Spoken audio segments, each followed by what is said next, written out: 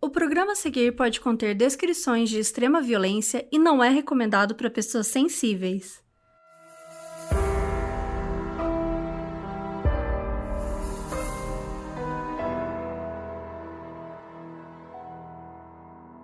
Oi Brasil, aqui é a Carol Moreira. E aqui é a Mabê. E no episódio de hoje nós vamos contar a história do David e da Catherine Byrne, que ficaram conhecidos como serial killers mais notórios da Austrália. Em pouco mais de um mês, os dois sequestraram, mataram e estupraram 4 mulheres. Isso porque a Catherine faria absolutamente tudo para satisfazer os desejos do David.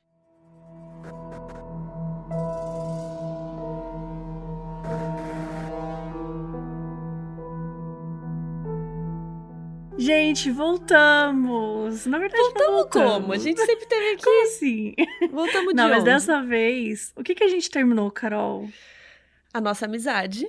A nossa amizade, E a o nossa livro. paciência, o nosso respeito, o amor pela outra. E na verdade aqui agora a gente tá falando, são sósias. Você tá ouvindo a voz, parece que é a voz da Mabê. É um E parece que clone. eu ouvi a voz da Carol, mas na verdade é um efeito computacional? Computadorizado? Computadorizado. É um efeito computadorizado. Gente, a gente terminou o livro e a gente conseguiu terminar o livro sem se matar. O que foi realmente... Foi por pouco. Foi por pouco. Mas assim, a gente conseguiu, Sim, entendeu? mas assim, gente, vocês estão achando que é piada? É real, tá? A gente discorda muito, é difícil às vezes. Tem coisas que a gente concorda 100%. Ontem mesmo a gente mandou um áudio igual, né? É, Tipo, sobre tal assunto. Aí as duas começaram a mandar áudio, aí quando uma as ouviu o duas áudio da falaram a mesma outra, coisa. era igualzinho a coisa. Sim. Mas tem coisa que a gente não concorda. E então foi difícil, né? É, mas acho que o problema não é nem discordar, porque discordar a gente discorda normal, mas dessa vez foi um pouco a mais do discordar. Foi a mais. Mas é porque eu acho que é algo que importa muito, né? Então eu acho que era algo que tocava em questões, assim, pessoais, Uhum. né? Então eu acho que foi Super. por isso que era mais difícil. Não, gente, super. A gente tendo uma DR aqui na frente A de gente, todo mundo. né, do nada, a gente tá tendo uma DR. Não, gente, mas fiquem tranquilos. Tá tudo Nada bem, o foi podcast abalado não vai aqui. acabar. Não vai acabar, não é um aviso de, então. Então, fim. O livro tá aí, mas o podcast acabou. Não, imagina. A gente tá aqui agora com força total. A gente pretende trazer muitas novidades, né? Enfim, conversar, tentar olhar algumas coisas. E, eu tô louca. Eu não sei como é que você tá, mas eu tô morrendo de saudade de fazer um roteiro pro modo, sabe? Sim. Tipo assim, só sentar e escrever um negócio que dê 20 páginas. Sim, porque a gente tava escrevendo o livro e o livro tem outra linguagem, né? Mais sério. Exato. É um diferente. outro caminho, assim. Aliás, obrigada a nossos roteiristas aí, Luiz e Dudes, que seguraram a barra pra gente aí. Seguraram totalmente, é uma barra, mas foi muito importante. Mas eu queria falar outra coisa, que as pessoas vão achar que a gente acabou o livro, que ele vai ser publicado amanhã, né? Eu acho que é importante a gente avisar. Boa a gente explicar. Gente, é muito engraçado, que eu tuitei isso, eu falei, acabou o livro aí, cadê a pré-venda? Então assim, calma, o que a gente acabou? Até pra explicar, a gente terminou a nossa parte de escrita. Isso significa que terminou o livro? Não. Estamos até longe disso. Uhum. Por quê? Porque a Intrínseca ainda vai trazer alguns capítulos pra gente revisados. Alguns não, né? Todos. Mas é que alguns já vieram. Então a gente vai olhar, a gente tem coisa, né? Entender certinho o que a gente concorda, o que discorda, o que dá pra tirar. Cortar, né? Essa parte que é toda é um Revisão, projeto, né? Toda uma revisão. Só que não vai ter mais um momento do tipo, vamos sentar e vamos escrever um capítulo, né? Espero que não. Essa fase... Se a Intrínseca falar, você escreve Bom, isso aqui, eu vou estar pulando da janela. Não. Mas eu acho que assim, vão ser pequenas coisas que a gente vai entendendo juntos agora pra ver como construir um livro também, porque é isso, a gente falou muito sobre isso, que quando a gente pensou em escrever, a gente tinha uma ideia, no meio do caminho a gente mudou e depois... Então assim, acho que são essas coisas que a gente vai entendendo, mas, olha, os spoilers que a gente pode dar do livro é que a gente tá muito feliz, né, assim, Sim. do que tem até agora, assim, acho que ele vai ter muita informação. E, ao mesmo tempo, a gente sofria muito com coisas que a gente queria escrever mais.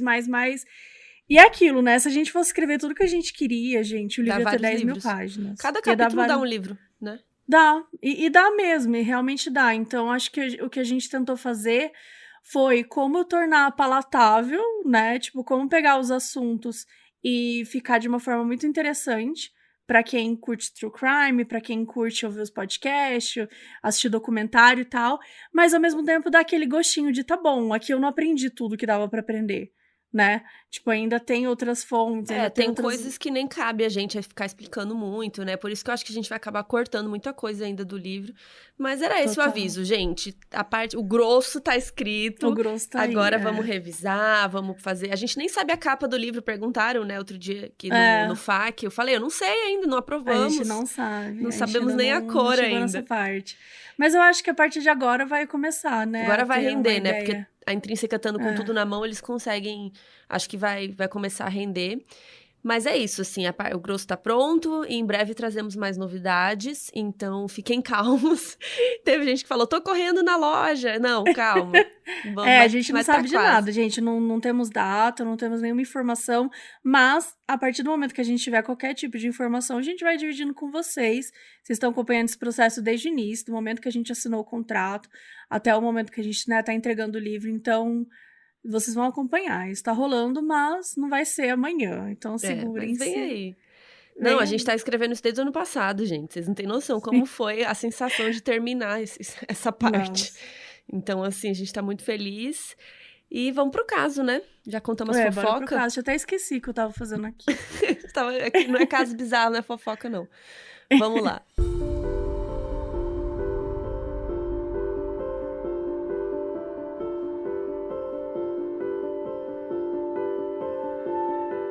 10 de novembro de 1985 parecia que ia ser um dia normal em Perth, na Austrália. A loja de aspirador de pó que ficava no Willage, que era um complexo de lojas, funcionava normalmente quando uma adolescente se aproximou correndo da porta pedindo ajuda para uma pessoa que estava parada lá. Ela era branca, tinha o cabelo castanho escuro na altura do ombro, estava descalça com uma legging preta e uma camiseta preta. A pessoa levou ela para dentro da loja, chamou a polícia, que chegou e levou ela para a delegacia mais próxima para ela explicar o que estava acontecendo. E foi aí que a menina se identificou. O nome dela era Kate Moyer e ela tinha 17 anos. E ela contou que ela tinha sido sequestrada por um homem e uma mulher que eram um casal, que ela tinha sido estuprada e que foi forçada a ficar algemada ao homem durante todo o tempo que ela estava sendo abusada. A Kate contou que enquanto o homem abusava dela, a mulher ficava lá assistindo, só olhando. E que os dois comentaram durante um dos momentos que eles iam injetar cocaína no pênis dele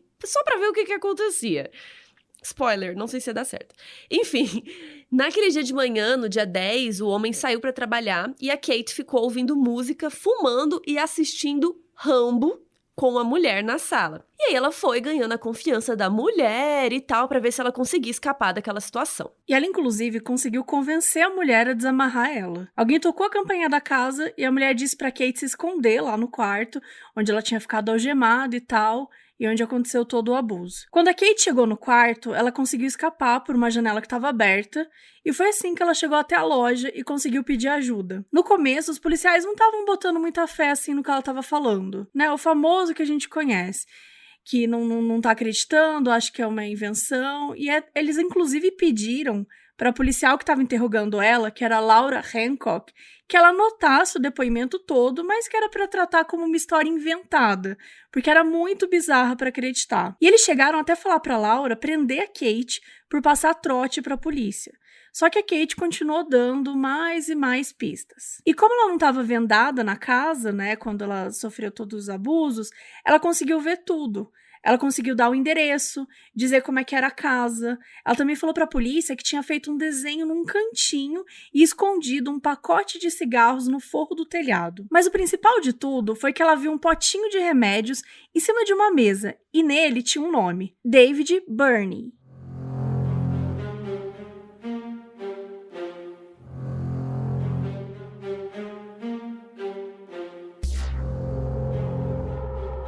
David Burney era o mais velho de 6 irmãos. Ele nasceu em fevereiro de 51 em uma área rural de Perth, lá na Austrália, que se chamava Wattle Grove. E assim, os pais do David, a Margaret e o John, eles eram alcoolistas, principalmente a mãe, a Margaret. E eles não ligavam muito para as 4 crianças que eles tinham. A casa que eles moravam era super mal cuidada, suja, as crianças não comiam direito quando comiam. E as pessoas que conheciam a família naquela época diziam que os pais do David eram tão relapsos, assim, tão largados, que eles esqueciam a porta da geladeira aberta e aí as comidas estragavam, que a casa era imunda, era assim uma condição horrível para as crianças viverem, que as crianças viviam sujas, sabe, sem cuidado, assim. Então já dá para dizer que a infância do David e dos irmãos dele foi bem difícil. E de tempos em tempos aparecia alguém lá do serviço social na casa para tentar tirar as crianças de lá, aí levava para um abrigo do governo, mas enfim, as crianças sempre acabavam voltando. E quando o James, que era o filho mais novo do casal, né, quando ele nasceu, tudo piorou para as outras crianças, porque a mãe começou a mandar as crianças tudo cuidar do bebê. E o David sofreu muito com isso, porque toda hora que o bebê chorava, ele e os outros irmãozinhos lá tinham que acudir e tal. A mãe e o pai não faziam nada. E quando alguém quebrava alguma coisa, assim, na casa, a mãe ficava puta. E teve um dia que ela começou a perseguir uma das crianças com uma vassoura para bater, só porque tinham quebrado uma coisa em casa. E já na escola, o David era super quieto. Ele não queria falar com ninguém, tava sempre na dele, com raiva de alguma coisa. E as professoras diziam que ele era tão agressivo que tudo que ele fazia, ele colocava um pouco mais de força naquilo. Então, por exemplo, se ele ia desenhar, ele rabiscava com tanta força que o papel rasgava em vários lugares. E ele também fazia uns desenhos muito assustadores, bem estranhos. E o David começou a roubar. Quando ele tinha mais ou menos 8 anos, ele roubava uma coisinha aqui, outra ali. E em 1963, quando o David tinha 12 anos, a família mudou para o subúrbio de Perth. E foi lá que ele conheceu uma menina chamada Catherine Harrison. A Catherine tinha nascido em maio de 51, também em Perth, e quando ela tinha 2 anos, a mãe morreu dando à luz ao irmão dela, que também não sobreviveu, e por isso a Catherine acabou indo morar com o pai na África do Sul. 2 anos depois, em 55, ela voltou para a Austrália para morar com os avós maternos, mas assim, meio que ninguém da família queria ficar com ela, sabe? Ela ficava sendo passada de um lado pro outro, assim. Daí o pai resolvia que queria, daí não queria, daí passava pra avó. E ela era uma criança muito sozinha e muito triste. Porque quando ela morava com os avós, a avó não deixava ela brincar com ninguém, sabe? Então, as pessoas falam que ela quase não sorria, que ela não tinha amigos, que ela não tinha ninguém pra brincar. Em 1961, quando ela fez 10 anos, ela voltou a morar com o pai, que voltou pra Austrália. E aos 12 anos, ela conheceu o David. Quando os dois tinham 14 anos, eles começaram a namorar. E juntos eles começaram a cometer vários delitos, como pequenos roubos assim na vizinhança. E por isso, o pai da Catherine odiava o David. Porque, segundo ele, o David levava a filha pro mau caminho, né? Já que ela estava sempre na delegacia. Mesmo assim, os dois continuaram juntos por um tempo. Quando o David tinha 15 anos, ele largou a escola e foi trabalhar como um aprendiz num jockey club. Aqueles lugares que tem corrida de cavalo e tal. E lá era pra ele, teoricamente, cuidar dos bichos, mas ele maltratava os cavalos o tempo todo, ele não se importava muito com os bichos, sabe, o que acontecia com eles. E nessa época ele invadiu a casa de uma senhora, nu, com uma meia cobrindo o rosto e tentou cometer um estupro. Mas ele acabou desistindo no meio do ato e não aconteceu nada. Mesmo assim, ele foi pego e foi demitido. E enquanto David ia aumentando a sua ficha criminal e ele ia, entrava na prisão, saía e tal, acabou que a Catherine também passou por isso. Ela acabou passando um tempo na prisão por um roubo que eles tinham cometido juntos. Em 69, o David e a Catherine receberam 11 acusações de invasão de privacidade e roubos que, acumulados, chegavam a $3.000. Na época, eles admitiram tudo e, enquanto David ficou na prisão, a Catherine acabou ficando livre incondicional por estar grávida. E não era do David. Ela estava grávida de um outro cara. E aí, no julgamento desses crimes, o David foi sentenciado a mais 3 anos, além dos meses que ele já tinha passado na prisão. E a Catherine recebeu uma pena de 4 anos incondicional. Em junho de 70, né, no ano seguinte, o David escapou, ele vazou da prisão, não se sabe como. A gente não tem nenhuma informação sobre isso, mas ele fugiu. E ele foi se encontrar com quem? Com a Catherine. E dessa vez, depois de serem pegos no mês seguinte, porque eles só fazem coisas e são pegos o tempo todo, os dois receberam 53 acusações de roubo, invasão de privacidade, dirigir carros roubados. E assim, eles já tinham roubado tudo que dava para imaginar: dinheiro, joia, eletrodoméstico. E a Catherine admitiu o crime.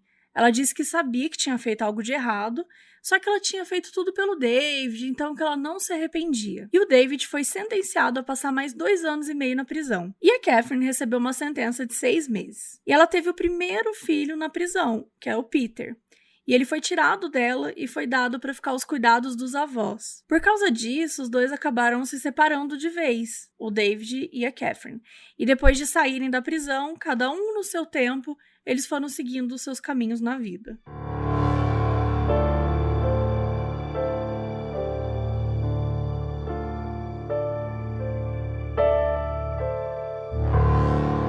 Enquanto a gente dá uma pausa aqui na vida do David e da Catherine, vamos conversar sobre um negócio aqui, porque eu não sei se vocês sabiam, você já ouviu a palavra? Você já ouviu a palavra do Amazon Music? O Amazon Music? Já, porque inclusive eu uso muito na minha Alexa, tá? Ah, você tem Alexa. Menina, eu ganhei uma Alexa outro dia. Eu não sabia dos benefícios da Alexa. Me passa eu vou te mandar a mensagem, sabe que dá pra mandar mensagem, né? Como? Do nada você vai aparecer sua voz aqui? Sim, do nada parece que você tem uma mensagem pra você, daí você pede pra ouvir e é desesperador. Ah, então eu não vou passar o meu número, sei lá o que tem que passar. Enfim, no Amazon Music também dá pra ouvir, além de ouvir a mensagem da Mabê, dá pra ouvir músicas, este podcast e muitos outros. Tô brincando, só dá pra ouvir na Alexa a mensagem da Mabê. Mas no Amazon Music dá pra ouvir músicas, podcasts e muito mais, gente. É, porque o serviço do Amazon Music tem milhões de músicas e milhares de podcasts pra ouvir de graça. Quem usa o Amazon Music pode baixar os episódios pra ouvir offline. Então você salva, cria uma playlist, você pode ajustar a velocidade, que eu sei que tem gente que gosta de dar aquela aceleradinha. Eu sou uma dessas pessoas, eu ouço tudo acelerado. É horrível, um absurdo. Sério? Sim, eu ouço tudo absurdo. acelerado. E eu amo essa função de salvar pra ouvir offline também, porque aí depois se você for viajar ou tá em algum lugar que não pega direito, né? Fica lá salvo o que você tava ouvindo. E se você ouvir todos os episódios, não tem problema, porque o Amazon Music te recomenda outro podcast que tem a ver com aquele que você tava ouvindo, sabe? E também dá pra pedir pra Alexa pra ela começar a tocar o Modus, né? Uma coisa assim bem chique. Alexa, toca o Modus Operandi. Estou obtendo o Modus Operandi em Amazon Music, reproduzindo o episódio mais recente, Caso Bizarro número 14, Mordida pelo Demônio, O Espírito Perdido e o Caso Bizarro da Carol, featuring Carol Moreira. Que chique!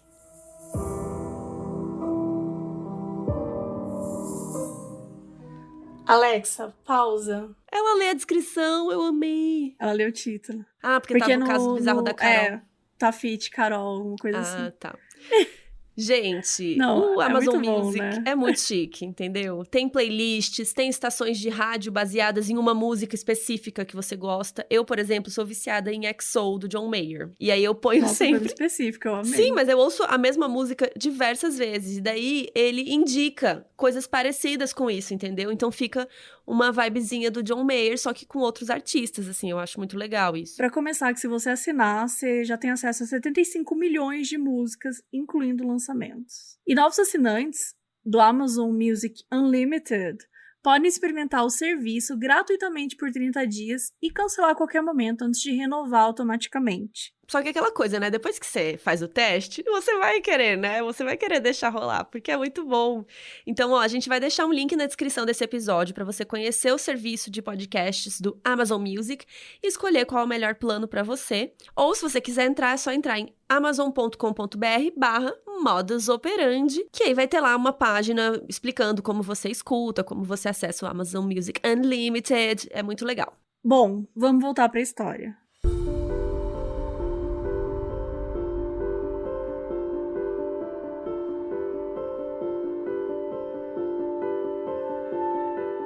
O David cresceu e virou um adulto bem problemático. E conforme o tempo foi passando, ele foi ficando cada dia pior. E ele era viciado em sexo, pornografia e também era parafílico, ou seja, ele tinha fantasias sexuais com objetos inanimados, crianças ou adultos sem consentimento, né? Estupro. Em 74, um dos irmãos do David apresentou para ele uma mulher chamada Carrie, com quem ele acabou se casando. E em 76, eles tiveram uma filha chamada Tanya. O David era super carinhoso e atencioso com a menina, com a esposa e tal. E segundo a Carrie, eles viveram felizes por uns 6 anos, mais ou menos, até que um dia o David levou uma pancada na cabeça enquanto trabalhava em um barco de pesca. E aí, aos poucos, as coisas foram mudando. Ele lentamente começou a ficar mais agressivo, né, com ela, traía traía a esposa com muitas outras mulheres, enquanto isso ela ia fingindo que não via. E coisas que ele não fazia antes do acidente. O David chegou até a colocar anúncio no jornal para atrair mais mulheres, falando que era um marido entediado procurando por diversão. Até que um dia, depois de 10 anos de casados, ele chegou em casa com uma namorada que tinha 16 anos de idade. Expulsou a filha, Tânia, do quarto dela e disse que ia viver com a namorada nova dentro daquele quarto. Claro que a Carrie não aceitou isso, né? Pegou a Tânia e foi embora. Enquanto isso, a Catherine também acabou vivendo uma vida de casada. Depois de passar um tempo na prisão e tal, ela foi trabalhar na casa de uma família e se casou com o filho deles, o Donald McLugin, em maio de 1972. O primeiro filho da Catherine e do Donald morreu ainda pequenininho num acidente de carro, quando ele tinha 7 meses de idade. E depois o casal ainda teve mais 6 filhos. Eles não eram uma família rica, né, nem nada, mas também não passavam necessidade e viviam até que bem. Até que um dia o Donald machucou as costas e não pôde mais trabalhar. Então a família se mudou para uma moradia cedida pelo governo no subúrbio de Victoria Park, lá em Perth, e o casamento aos poucos foi indo por água abaixo, ninguém estava mais feliz. A Catherine passava todos os dias em casa cuidando do marido, que estava desempregado, do pai, do tio e dos 6 filhos. Então assim, a casa estava uma bagunça, tudo desarrumado, descuidado, era muita coisa. E eles nunca tinham dinheiro para comprar comida. E ninguém se importava em arrumar as coisas ou em cuidar das crianças. Era bem caótico. Em 85, quando a Catherine estava com 34 anos, ela foi para o hospital fazer uma cirurgia para remover o útero e não ter mais filhos. Aí beleza, ela fez a cirurgia, até aí tudo bem. Tava lá no hospital se recuperando, quando o Donald, o marido dela, resolve visitar para ver como é que ela tá. Quando ele entra na sala, quem é que tá lá? Ele mesmo, David Burney, segurando na mãozinha da Catherine e tudo. A Catherine saiu do hospital depois de recuperada e um belo dia foi visitar o David e nunca mais voltou. Ela ligou pro Donald, disse que estava abandonando ele e as crianças para viver com o David, que era o verdadeiro amor da vida dela, com quem ela vinha mantendo contato desde 1983. Então assim, naquele mesmo ano que ela abandonou o Donald, ela mudou legalmente o sobrenome e virou Catherine Burney. Aí os dois, ela e o David, passaram a morar numa casa na Moorhouse Street, que também ficava em Perth. Enquanto eles estavam juntos, o David continuou entrando e saindo da prisão por alguns pequenos roubos. Numa dessas, ele acabou virando companheiro de cela de um dos irmãos dele, o mais novo, o James, que na época estava com 19 anos. Um pouco antes do David ser preso pelos roubos com a Catherine, os pais dele se separaram e os irmãos acabaram perdendo contato, né? Cada um foi para um canto e tal. E acabou que o James e o David se reencontraram aí na prisão,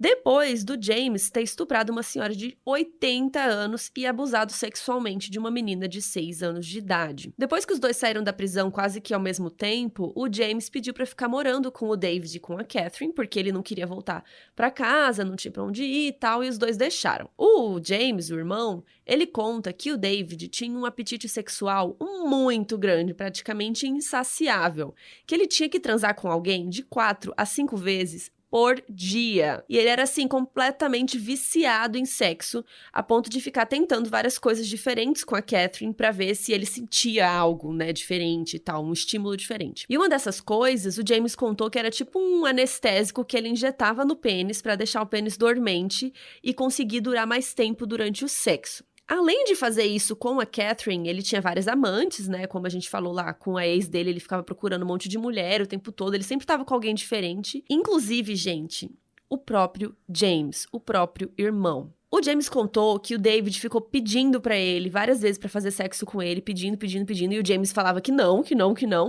até que um dia, quando o James estava dormindo, o David entrou e estuprou o próprio irmão enquanto ele dormia. E aí, depois disso, os dois começaram a ter relações sexuais frequentemente, teoricamente consentidas pelo James. Mas, assim, eu acho que não era muito consentido isso não, mas enfim. Quando o James fez 21 anos, o David deu de presente pra ele a oportunidade de transar com a Catherine, porque o James nunca tinha transado com uma mulher até então. Em 1986, o David conseguiu convencer a Catherine de que o que eles precisavam de verdade era sequestrar e estuprar pessoas, porque essa era a maior fantasia dele. E ele falou pra Catherine que ela ia ter orgasmos incríveis só de ver ele estuprando outra mulher, que estivesse vulnerável, amarrada, e a Catherine acreditou, porque na cabeça dela, ela estava mais do que feliz em fazer tudo por ele, assim como tinha sido, né, quando ele fugiu da prisão lá nos anos 70 e foi encontrar com ela para eles continuarem roubando juntos e viver esse grande amor doente. Enfim, Os dois resolveram começar a procurar vítimas e a Catherine começou a estudar. Eles leram um livro chamado O Assassinato Perfeito. Foi ela quem pesquisou como matar pessoas, como sequestrar pessoas, como esconder os corpos e nunca ser pego, onde parar o carro, que táticas usar. E era também ela que dava o sinal verde para o David. Então ele só ia pegar mulheres que a Catherine aprovasse. Não era qualquer mulher que eles davam carona, assim, que eles iam estuprar. Então, era a Catherine que escolhia e tal. Eles tinham até uma frasezinha deles que ela dizia I got the munchies, David. E ele falava I got the munchies too, que significava entre eles que aquela mulher era uma potencial vítima. E uma tradução meio, né, bem BR para munchies seria meio larica, assim. Então, assim, dizendo que eles estavam com muita vontade. A primeira vítima foi a Mary Nilsson, no dia 6 de outubro de 86. Naquele dia, a Mary, que tinha 22 anos, foi até um ferro velho em Perth, porque precisava trocar um pneu. Ela saiu da universidade onde ela estudava psicologia, estacionou no ferro velho e conversou com um funcionário sobre os preços. E quem era o funcionário? O David Burney. Ele falou pra ela os preços do pneu e tal, mas ele disse que na casa dele tinha uns pneus que ele podia vender pra ela muito barato, não sei o quê, pra ela passar lá no fim do dia pra pegar. Aí ela falou, putz, show de bola, né? Um ótimo negócio. Então, umas 5 e pouco da tarde, ela bateu lá na casa dos Burney. E assim que ela entrou na casa, ela foi ameaçada com uma faca, foi amordaçada, os pés e as mãos foram amarrados e tal com uma corda, e ela foi acorrentada na cama. Enquanto David estuprava ela repetidas vezes, a Catherine ficava do lado, assistindo, perguntando pro David o que ele estava curtindo daquela experiência e tal, para que ela pudesse fazer a mesma coisa com ele depois. E naquela mesma noite do dia 6, eles levaram a Mary no Parque Nacional de Gleneagles, e o David estuprou ela de novo no parque, e depois a enforcou usando uma corda de nylon e um galho de árvore, né, para poder ajudar a apertar. Depois que ela estava morta, o David ainda esfaqueou ela no coração e enterrou ela numa cova rasa improvisada. Susanna Candy, a segunda vítima, foi dada como desaparecida no dia 19 de outubro, 2 semanas depois do primeiro assassinato. A Susanna tinha só 15 anos e estava voltando para casa quando ela resolveu pedir carona.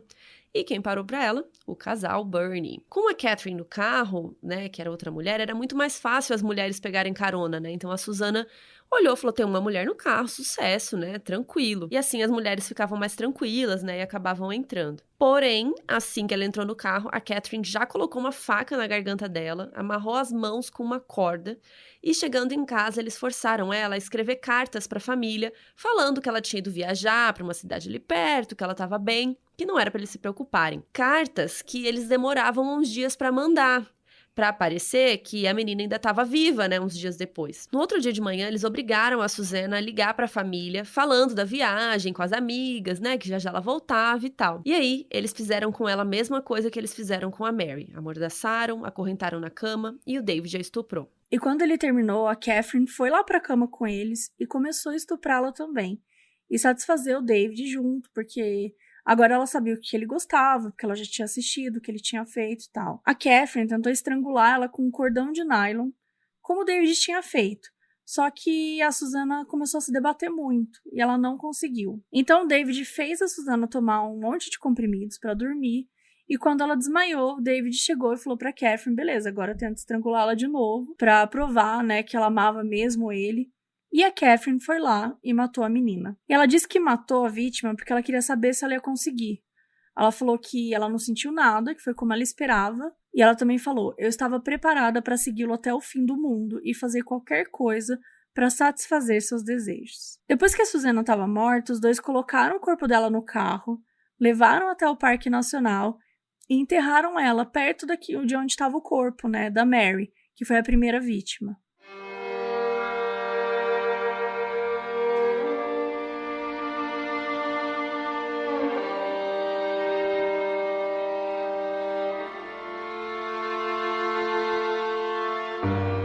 A terceira vítima foi a Nolene Patterson, de 31 anos, que tinha sumido no dia 31 de outubro. E de todas as vítimas, a Nolene foi a única diferente.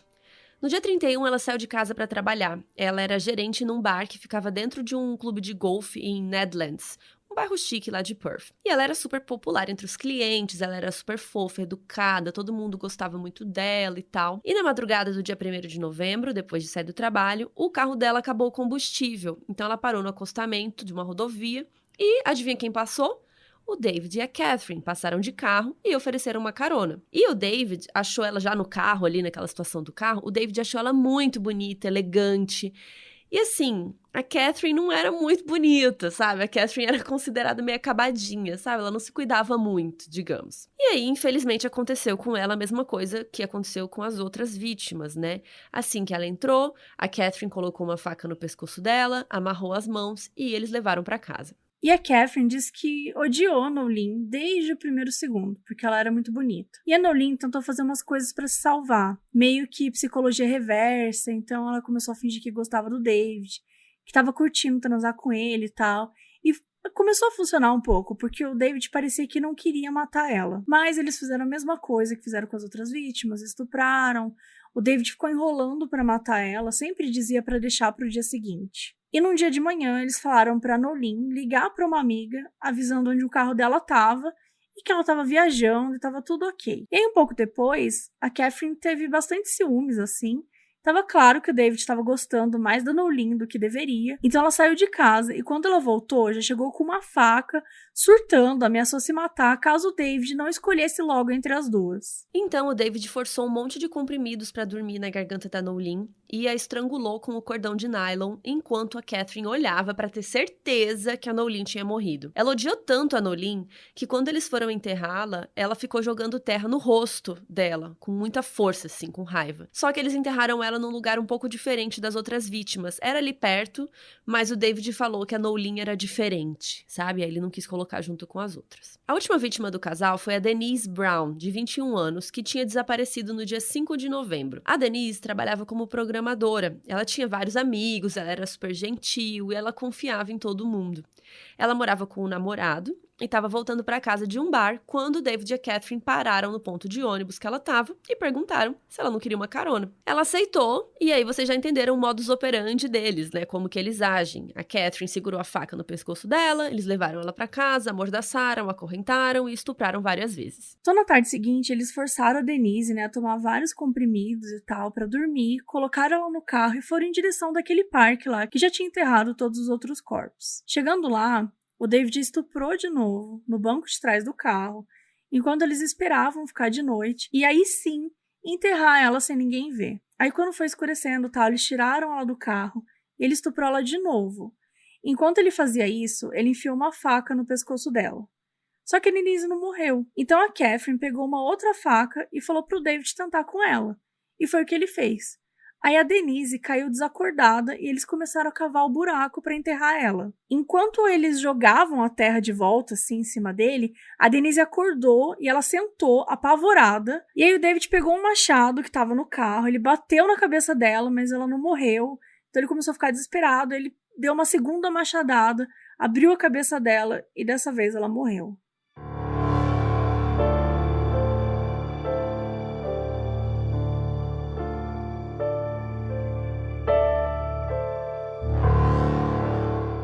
A polícia estava começando a notar todos esses desaparecimentos e começando a cogitar a possibilidade de um serial killer, né, um assassino em série. Em novembro, eles estavam investigando o desaparecimento da Denise Brown, que já era a quarta mulher que sumia em 27 dias. Só que essas mulheres não tinham nada em comum. Como a gente sabe que naquela época tinha essa visão de serial killer, né? Que só mata pessoas muito parecidas, nananã e tal. Como era o caso do Ted Bundy, na maioria das vítimas, que eram muito parecidas e tal. Além do fato de que antes de sumirem, várias delas ligavam para as famílias, né? Mandava carta falando que tinha ido viajar, que estava tudo bem. Então demorava muito para a polícia se ligar ou para entender se realmente elas tinham sumido ou se elas estavam viajando, né? Por exemplo, a Denise, a gente falou, né? Depois que ela desapareceu, ela ligou e falou que estava tudo bem. Então, será que estava tudo bem? Será que ela tinha desaparecido? E outra, né, a Susana, tinha mandado 2 cartas para os pais nas 2 primeiras semanas que ela ficou desaparecida. Então, parecia que ela estava viva 2 semanas depois ainda, né? Então, era confuso isso para a família e para a polícia. E lembrando, gente, que a gente está falando de 1986. Então, assim, não era muito fácil você ter acesso às pessoas naquela época, né? A gente sempre comenta isso. Como a tecnologia mudou, hoje você tem o WhatsApp, você tem o celular, você tem várias formas de contactar uma pessoa. Então, sei lá, uma pessoa que é ativa nas redes sociais, de repente ela nunca mais posta foto nenhuma, tem alguma coisa estranha. Então, são vários os meios que a gente tem hoje, mas naquela época Eles eram bem limitados, então por isso era mais fácil você ficar bastante tempo desaparecida, entre aspas, né? E as pessoas acabarem não percebendo ou aceitarem, porque, ligou uma vez, falei com ela, daqui a uma semana eu falo de novo, meio diferente. Só que assim, ninguém nunca mais ouviu nada da Denise e nem da Susana. E 5 dias depois do caso da Denise, né, no dia 10 de novembro, aconteceu o que a gente contou no comecinho do episódio.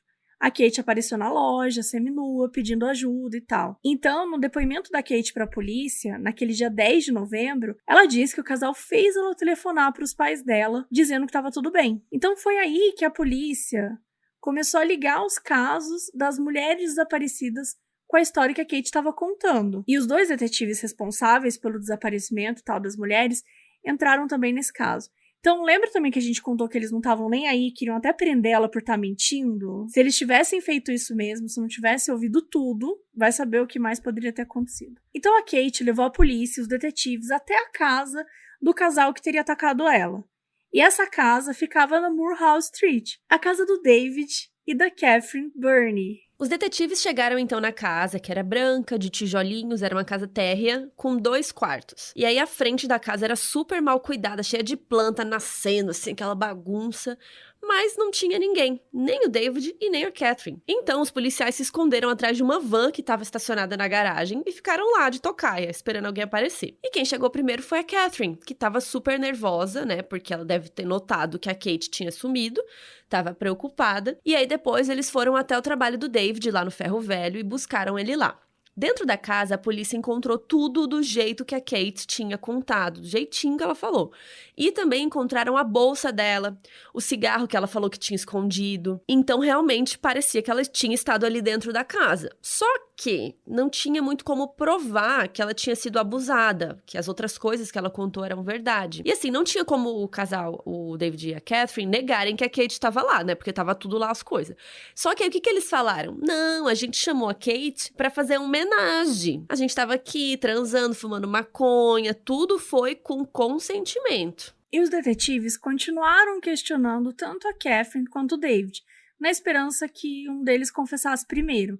E acabou sendo o David. Quando um dos detetives comentou que já estava ficando tarde, que era melhor que eles fossem desenterrar logo os corpos, e o David respondeu, ok, tem 4 corpos. Assim como se não fosse nada. Depois de saber que o David tinha confessado, aí a Catherine também confessou. E os dois concordaram em levar os detetives até aquele parque, né, onde as 4 mulheres que sumiram tinham sido enterradas. E o David falou com os detetives com naturalidade, foi apontando onde os corpos estavam enterrados, né, que era uma floresta de pinheiros, não muito longe, assim, do centro de Perth. E estavam todos relativamente no mesmo lugar, um pouquinho perto um do outro, e o David sabia direitinho onde todos estavam e qual era a vítima que estava em cada lugar. Depois de todos os corpos encontrados, quando eles estavam voltando de carro para a delegacia, o David chegou a comentar com um dos detetives que era uma pena que todas aquelas vidas tinham sido perdidas tão cedo. Gente, sério, parece piada, né? Mais tarde, quando saiu nas notícias a cara deles lá, do David e da Catherine, uma menina de 19 anos disse pra polícia que ela tinha sido abordada pelos dois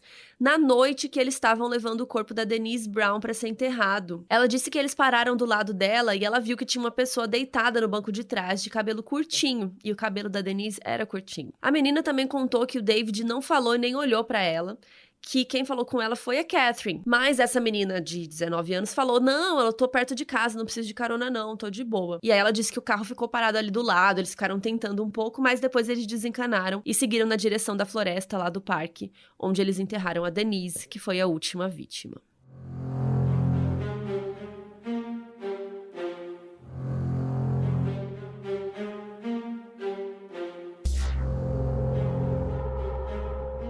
Bom, a polícia tem os corpos, as confissões e o depoimento da Kate Moore, que é a última vítima lá que conseguiu fugir pela janela, escapar. Icônica, né, gente? Porque ela deu a letra, ela falou tudo, prestou atenção. Sério, ela foi perfeita. Então, assim, não tinha muito mais o que fazer, além de levar o caso a julgamento. No dia 12 de novembro de 1986, o David e a Catherine Burney foram formalmente acusados de 4 homicídios dolosos, que é quando a pessoa tem intenção de matar. Os dois receberam a leitura, né, das acusações e tal, sem emoção nenhuma. Eles não tinham nenhum advogado na hora, eles não fizeram nenhuma apelação. A fiança foi negada a eles, né, e os dois foram mandados de volta para a prisão até o julgamento, que seria no dia 10 de fevereiro de 87. Apesar dos dois aparecerem lá na Suprema Corte tal de Perth, só o David que foi julgado naquele dia, porque os advogados designados para Catherine, depois da leitura, né, de acusação, estavam esperando o resultado de um exame psiquiátrico para determinar se ela ia alegar insanidade ou não. Mas o David se declarou culpado das 4 acusações de homicídio e de uma acusação de sequestro e estupro, então o julgamento não durou muito, porque ele se declarou culpado, e ele disse para um detetive que se declarar culpado era o mínimo que ele podia fazer pelas famílias das vítimas. O juiz sentenciou David à prisão perpétua, numa unidade de segurança máxima, e disse que a lei australiana não era forte o suficiente para expressar o horror que a comunidade estava sentindo com esse assassino sádico que torturou, estuprou e matou 4 mulheres. Quando saiu da corte para ir para a prisão, o David olhou para a multidão enfurecida, né, que estava lá o Lollapalooza rolando do lado de fora. E sabe o que ele fez, gente? Ele mandou um beijinho assim, ó. No dia 3 de março, um mês depois, os dois voltaram para a Suprema Corte de Perth para o julgamento da Catherine, que não pôde alegar insanidade mental. Ela ficou de mãos dadas com o David o tempo todo e um psiquiatra testemunhou no julgamento que o caso dela era o maior caso de dependência psicológica que ele já tinha visto em toda a sua carreira. O psiquiatra ainda disse que a Catherine era totalmente dependente do David e totalmente vulnerável a tudo que ele dissesse. Então, assim, tudo que ele mandasse, ela faria. E a sentença dela foi a mesma do David, prisão perpétua em uma unidade de segurança máxima. Nos primeiros 4 anos que eles ficaram presos, o David e a Catherine trocaram mais de 2.600 cartas. Só que eles não podiam falar no telefone nem se ver. O David chegou a dizer que negar isso a eles era um plano do governo de torturá-los psicologicamente para que eles ficassem doidos e se suicidassem. E o David apanhou bastante na prisão, e ele tentou cometer suicídio no final de 1987. Mas foi impedido pelos guardas. Então ele foi transferido para a solitária por segurança e tal. Ele era vigiado 24 horas por dia. Ele ficou lá até a prisão de Fremantle fechar em 1991. O segundo lugar onde ele ficou depois disso foi a prisão de Casuarina, onde ele morreu em outubro de 2005, depois de ter cometido suicídio por enforcamento. Segundo a investigação da morte dele, ele se suicidou porque não deram para ele os antidepressivos que ele precisava, o computador dele tinha sido confiscado e ele estava sendo suspeito de abusar sexualmente de outro preso. Apesar disso, durante o tempo que ele passou preso, o David era conhecido pelos guardas por ser um prisioneiro modelo, daqueles que não fazem bagunça, que ficam de boa e tal. A Catherine foi para o presídio feminino de Bandyup, onde ela ainda está até hoje. Desde que foi presa, ela trabalha como bibliotecária na prisão. Em 2000, ela entrou com um pedido para ir ao funeral do ex-marido dela, o Donald, que faleceu de um ataque cardíaco aos 59 anos, mas o pedido foi negado. Em 2005, quando o David morreu, ela também pediu para ir para o funeral e esse pedido também foi negado. Para a justiça australiana, a gravidade dos crimes cometidos pelos dois fez com que eles perdessem os direitos de qualquer mínimo privilégio que fosse. Em 2007, o pedido de condicional dela foi negado. Por quê? Porque, segundo a lei australiana, a partir do primeiro pedido, da condicional, quando ele é negado, a justiça automaticamente revisa o pedido de 3 em 3 anos. Então, o pedido dela ia ser revisto em 2010. Só que, por conta de pedidos das famílias das vítimas, a justiça determinou que a Catherine ficaria presa para sempre, sem direito à revisão dos pedidos. Isso fez dela a terceira mulher australiana a ter a ficha marcada como Never to be released, que nunca será libertada. As outras 2 mulheres dessa lista são Patricia Byers, conhecida como a Viúva Negra, que é uma história que a gente pode trazer aqui também, e a Catherine Knight, que foi a primeira mulher a ser condenada à prisão perpétua sem condicional na Austrália. E este caso a gente vai contar pra vocês, mas só pros lindos operanders que apoiam o nosso Catarse. Mas assim, gente, agora a gente tá com essa técnica de merchan aqui pra vocês, ó. Então é o seguinte, a gente tá avisando hoje que vai ter o episódio, então ainda dá tempo de vocês assinarem e pegarem esse Catarse da Catherine Knight, esse episódio exclusivo. Só procurar na descrição ou entre em Catarse, é com S, catarse.me/modus operandi e entra lá, colabora com a quantia que você achar legal, que você puder ajudar, e aí a gente vai liberar esse episódio daqui 1 ou 2 dias pra dar tempo de vocês se inscreverem, tá bom? Enfim, durante seu tempo na prisão, a Catherine também se correspondia por cartas com outras assassinas famosas. Ela até disse que enviou uma carta pra Aileen Wuornos, que a gente contou aqui a história no episódio 57. Em 2016, a Kate Moyer, aquela vítima que escapou, que fugiu, ela começou uma campanha para acabar com essa lei de revisar os pedidos de condicional automaticamente de 3 em 3 anos. E em 2017, o primeiro filho da Catherine, aquele que ela teve enquanto estava na prisão, ele mesmo disse que a mãe deveria ser executada. O assassinato da Denise, né, a mulher que eles mataram com o machado, mexeu muito com a Catherine. Aquela que eles não estavam conseguindo matar e tal. Enquanto ela confessava, ela contou para os policiais que depois da Denise, ela chegou num ponto que ela não sabia mais o que fazer. Então, ela tomou uma decisão, né, secreta, de deixar a Kate desamarrada na cama naquele dia que ela escapou, para ver se ela conseguiria escapar mesmo. Se ela não fizesse aquilo parar, o David ia matar e matar para sempre todas as mulheres que ele conseguisse. Até quem sabe, matá-la mesma. A própria Catherine.